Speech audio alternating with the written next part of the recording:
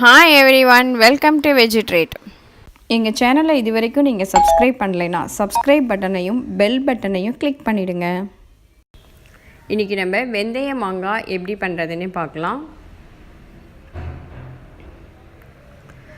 வெந்தய மாங்காய்க்கு நல்லா இந்த மாதிரி ஒரு மூக்கு மாங்காய் எடுத்துக்கிட்டிங்கன்னா புளிப்பு இல்லாமல் நல்லாயிருக்கும்.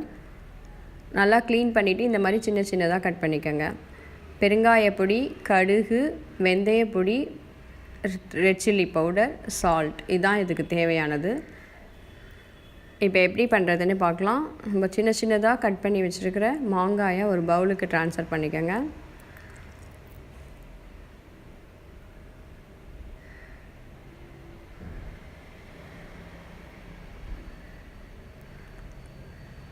இப்போ இந்த மாங்காய்க்கு தேவையான அளவுக்கு சால்ட் ஆட் பண்ணிக்கலாம். ரெட் சில்லி பவுடர் ஒரு 2 ஸ்பூன் ஆட் பண்ணிக்கோங்க. 1/4 ஸ்பூன் வெந்தயப்பொடி,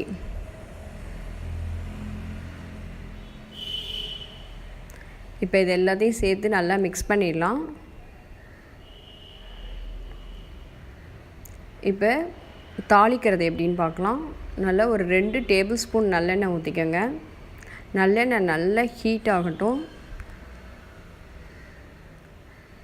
ஏன்னா நம்ம ரெட் சில்லிலாம் அப்படியே போட்டிருக்கோம், அதோட ரா ஸ்மெல் போகிறதுக்காக தான் இது தாளிப்பேன்.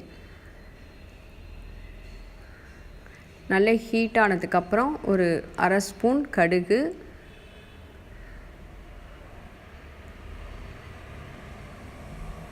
கடுகு நல்லா வெடித்ததுக்கப்புறமா கொஞ்சமாக பெருங்காயப்பொடி,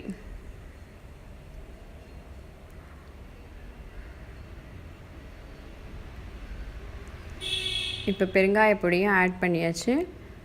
இப்போ இந்த தாளிப்பை மாங்காயில் கொட்டிடலாம். இவ்வளோ சூடாக நல்லெண்ணெயில் தாளித்தா தான் அந்த ரெட் சில்லியோட ரா ஸ்மெல்லாம் போயிடும்.